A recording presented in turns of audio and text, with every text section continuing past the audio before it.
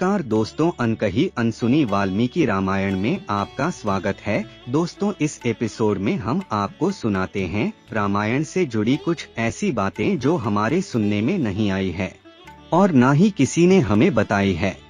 ऐसी ही जो रोचक बातें हैं, जो कहानियां हैं, जो वाल्मीकि रामायण में बताई गई है, उसे ही हम आपको बताते हैं। और यह सभी बातें हम जानते हैं गुजरात के प्रसिद्ध ज्योतिष एवं धर्म के बड़े ज्ञाता ज्योतिषी चेतन पटेल से। दोस्तों, पिछले एपिसोड में हमने जाना कि रावण फिर से सीता जी को उठाकर ले जाने लगा। तब आकाश में उसके पीछे जटायु ने भी उड़ान भरी थी। चलिए आज आगे जानेंगे चेतन जी से, क्या फिर जटायु रावण को रोक पाए थे?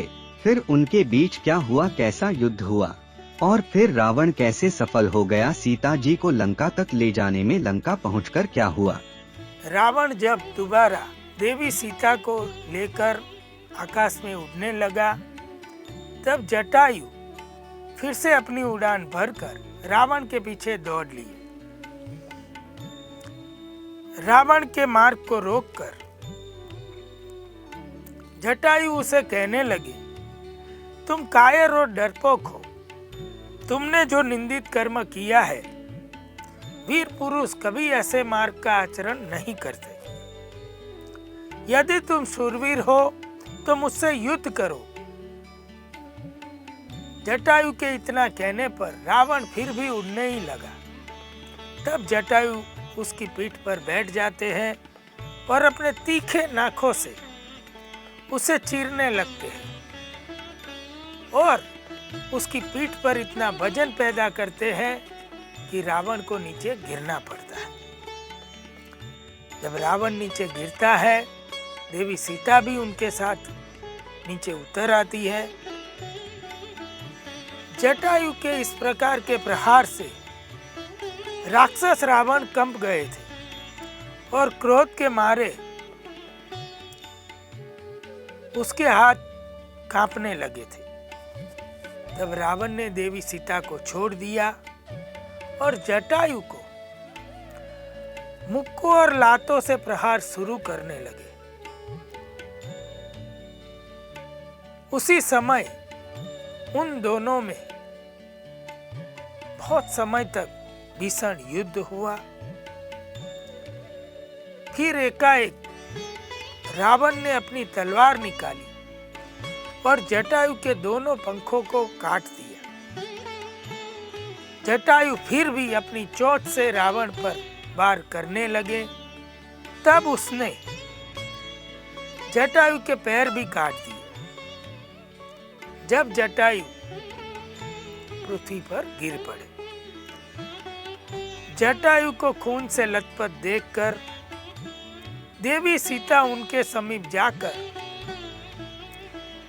व्याकुल होकर रोने लगी। तभी रावण ने देवी सीता के पास आकर दोबारा उनके बालों से उनको खींचा और उसे लेकर आकाश में उड़ने लगा। तभी ब्रह्मलोक में बैठे हुए ब्रह्मा जी अपनी दिव्य दृष्टि से देखते हैं कि रावण देवी सीता को खींचकर ले जा रहा है। स्वयं मन ही मन ऐसा सोचते हैं कि अब सभी के कल्याण का कार्य सिद्ध होने वाला है। उस तरफ देवी सीता हे राम कहकर रो रही थी, चिल्ला रही थी। साथ ही वे लक्ष्मण जी को भी पुकार रही थी।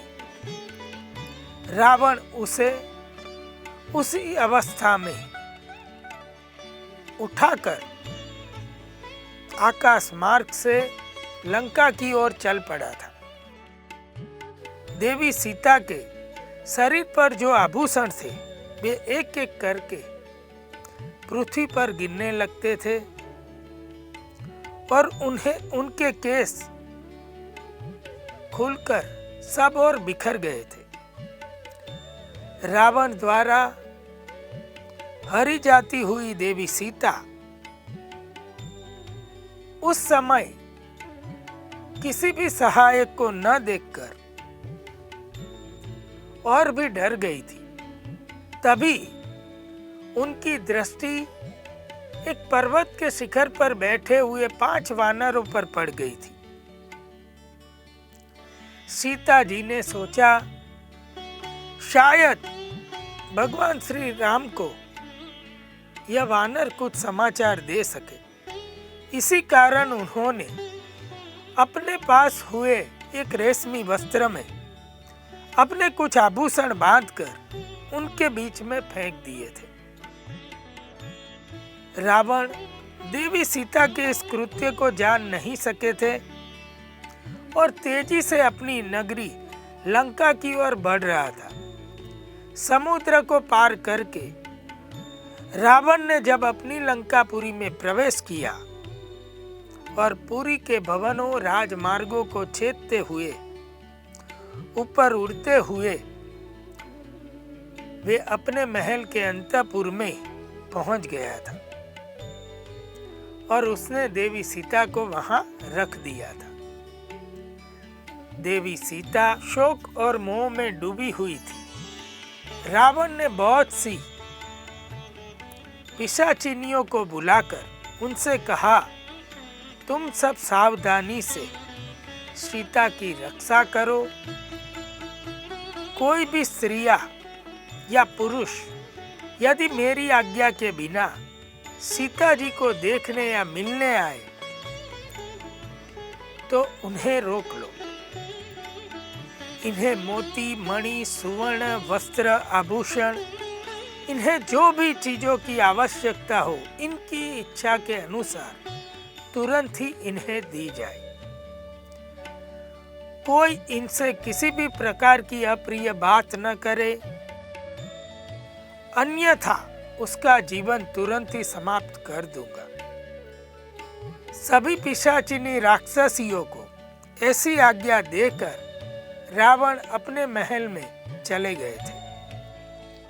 बाहर आकर राक्षस रावण अपने 8 पराक्रमी राक्षसों से कहते हैं कि तुम शस्त्रों से सज्ज होकर उसी जनस्थान में जाओ जहां खर निवास करते थे और उसी जगह इस राम और लक्ष्मण ने आश्रम बनाया हुआ है। तुम उसी के आगे पीछे विचरण करते रहना और जब भी तुम्हें मौका मिले, जब भी तुम्हें राम और लक्ष्मण मिले, तुम उन्हें मारकर मेरे सामने उसे प्रस्तुत करना। अत्यंत विशाल भयंकर उस 8 राक्षसों ने रावण की आज्ञा सुनी। अपने अस्त्र शस्त्र से सज्ज होकर रावण की आज्ञा लेते हुए वे राम और लक्ष्मण को मार डालने के लिए उसी लंकापुरी से चल पड़े थे। रावण का आदेश पाकर 8 राक्षसों ने क्या किया और उसके बाद लंका में देवी सीता के साथ क्या क्या संवाद हुआ? रावण ने देवी सीता को मनाने के लिए क्या क्या किया? लंकापति रावण का आदेश सुनकर उस 8 भयंकर राक्षस अस्त्रों शस्त्रों से सज्ज होकर श्री राम को मारने के लिए पंचवटी के लिए चल पड़े थे। राक्षसों के जाने के उपरांत रावण फिर एक बार देवी सीता को देखने के लिए अपने अंतःपुर में प्रवेश कर गया था। अंदर जाकर रावण ने देखा कि दुख में डूबी हुई देवी सीता राक्षसियों के बीच बैठी थी। देवी सीता के पास पहुंचकर निशाचर रावण ने जबरदस्ती उन्हें अपने भवन का दर्शन कराया। रावण देवी सीता को जबरदस्ती लेकर अपने भवन के बीच में बनी हुई सोने की सीढ़ी पर ले गया और सीढ़ी पर चढ़कर वहां से अपने महल की सारी चीजों और वस्तुओं को दिखाने लगा। इस प्रकार अपने महल के सुंदरतम दृश्यों को रावण दिखा के सीता को लुभाने का प्रयास करने लगा। देवी सीता को अपना भव्य महल दिखाने के लिए रावण ने बार बार एक एक चीज पर अपनी उंगली इंगित करके उन्हें लुभाने की इच्छा से बहुत प्रयास किया। जब देवी सीता कुछ भी नहीं बोली, तब रावण फिर एक बार देवी सीता से कहता है, सीते, बूढ़े और बच्चों को छोड़कर मेरे अधीन 32 करोड़ राक्षस है। इन सभी राक्षसों का मैं स्वामी हूं। आज अकेले मेरी सेवा में 1000 राक्षस रहते हैं। मेरा यह राज्य और जीवन आज मैं तुम्हारे चरणों में समर्पित करता हूं। जब से मैंने तुम्हें देखा है, तुम मुझे प्राणों से अधिक प्यारी लगने लगी हो। ऐसा कहकर वह देवी सीता को भ्रमित करने की कोशिश कर रहा था। साथ ही उसने यह कहा, सीते, मेरे ही अंतरपुर में हजारों सुंदरी भार्याएं हैं। तुम उन सभी की स्वामिनी बनो और मेरी भार्या बन जाओ। मेरे इस हितकर वचन को मान लो, मुझे अंगीकार करो। समुद्र से गिरी हुई इस लंका के राज्य के विस्तार को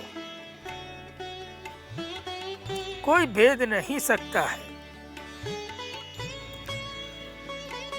इस राज्य का विस्तार 100 योजन का है। यदि इंद्र सहित संपूर्ण देवता भी ध्वंस करना चाहे तो यह इसे कुछ भी नुकसान नहीं कर सकते हैं। और मेरे पराक्रम और मेरे बल में आज संसार में किसी की तुलना नहीं है। ना मेरे समान कोई बलवान और शक्तिशाली है। और फिर राम तो राज्य से भ्रष्ट एक दिन तपस्वी और पैदल चलने वाले मात्र मनुष्य है। मनुष्य होने के कारण वे अल्प तेज वाले हैं। इन्हें लेकर तुम क्या करोगी? सीते, तुम मुझे ही अपना लो। तुम्हारे योग्य मैं ही हूं। और तुम राम के दर्शन का विचार भी अपने मन से त्याग दो। इस राम में इतनी शक्ति कहाँ है कि वे यहाँ आने का प्रयास भी कर सके। और आज मैं समग्र तीनों लोकों में ऐसे किसी वीर को नहीं देखता कि जो मेरी भुजाओं से सुरक्षित होकर तुमको अपने पराक्रम से यहाँ से ले जा सके। लंका के इस विशाल राज्य का तुम ही पालन करो। मुझ जैसा राक्षस देवता संपूर्ण जगत मेरे साथ तुम्हारा सेवक बनकर रहेगा। जब ऐसी बातें रावण कहने लगा, तब देवी सीता ने अपने मुख को आंचल से ओढ़कर धीरे धीरे अपने आंसुओं को पोंछते हुए ढक लिया था। और वे मन ही मन श्री राम का ध्यान करने लगी थी। देवी सीता की उस अवस्था को देखकर रावण ने और कहा कि तुम अपने पति का त्याग कर दो। किसी भी हालत में अब तुम्हें वह दोबारा नहीं दिखाई देंगे। देवी सीता रावण को बोली कि तुम कितना भी कर लो, इस जगत में राम ही मेरे स्वामी हैं। किसी पर पुरुष का स्वप्न में भी मैं विचार नहीं कर सकती, और तुम्हें तो यह सब मुझे कहते हुए लज्जा आनी चाहिए। तब रावण कहता है कि अभी तुम धर्म का लोप होने की आशंका से घिरी हुई हो, इसीलिए तुम ऐसी बातें कर रही हो। देवी, तुम्हारे इन चरणों में मैं अपने 10 मस्तक रख रहा हूं। अब शीघ्र मुझ पर कृपा करो। मैं सदा तुम्हारे अधीन रहने वाला दास बनूंगा। रावण सीता जी से इस प्रकार मोहित हो गया था कि वह किसी भी तरह देवी सीता ने को लुभाने का प्रयास कर रहा था। रावण आगे देवी सीता से कहता है कि आज तक इस रावण ने किसी के सामने शीश नहीं झुकाया है। आज मैं तुम स्त्री हो, इसके उपरांत भी तुम्हें शीश झुकाकर प्रणाम करता हूं और तुम्हें फिर विनती करता हूं कि तुम मेरी भार्या बन जाओ। रावण के ऐसा कहने पर देवी सीता ने उसे देखे बिना ही यह कह दिया, निशाचर, तुम जो इस करोड़ों राक्षसों और पराक्रमों की चर्चा कर रहे हो, भगवान श्री राम के पास जाते ही इन सब का विष ठीक उसी प्रकार उतर जाएगा जिस प्रकार गरुड़ देवों को देखकर नागों का विष उतर जाता है। यदि तुम उनके सामने बलपूर्वक मेरा अपहरण करते तो अपने भाई खर की तरह ही उसी स्थान पर कब के मारे जाते। भगवान श्री राम का जन्म इक्ष्वाकु कुल में हुआ है। वे अपने भाई लक्ष्मण के साथ आकर तेरे प्राणों का विनाश कर देंगे। रावण, तेरे साथ तेरे सारे असुरों का भी विनाश हो जाएगा। तू ऐसा मानता है कि असुरों और देवताओं से तू अवध्य है। संभव है ऐसा हो सकता है, किंतु भगवान श्री राम के साथ वैर करके तू किसी तरह जीवित नहीं छूट सकेगा। तू समझ ले, अब तेरे प्राण चले गए हैं, तेरा राज्य नष्ट हो गया है और तेरे इस पाप के कारण समग्र लंका की सारी स्त्रियां विधवा हो जाएगी। तू समग्र इस राक्षसों का वध का कारण बन जाएगा। तेरे ही कारण तेरे कुल का और समग्र राक्षस जाति का नाश हो जाएगा और सदा के लिए तुम राक्षस जाति में निंदा का कारण बन जाएगा। इस प्रकार श्री राम का नाम लेते हुए देवी सीता में इस प्रकार कहने का बल और साहस आ गया था। देवी सीता को श्री राम और लक्ष्मण पर इतना अधिक विश्वास था और वे जानते थे कि रावण उनके सामने कुछ भी नहीं है। इसीलिए इतना बलपूर्वक रावण की लंका में रावण के सामने निडर होकर देवी सीता रावण को ऐसे चुनौतियां दे रही थी। इस प्रकार देवी सीता को राम और लक्ष्मण जी का सर्वाधिक विश्वास था, इसी कारण वह रावण को चुनौतियां दे रही थी, किंतु रावण की एक भी बात देवी सीता ने नहीं मानी थी। अब आगे जानेंगे अगले एपिसोड में कि सीता जी की यह सब बात सुनकर रावण ने क्या किया और आगे लंकापुरी में सीता जी के साथ क्या हुआ था, सब कुछ जानेंगे। तब तक के लिए हमें आज्ञा दीजिए। नमस्कार। राम जय सीता राम।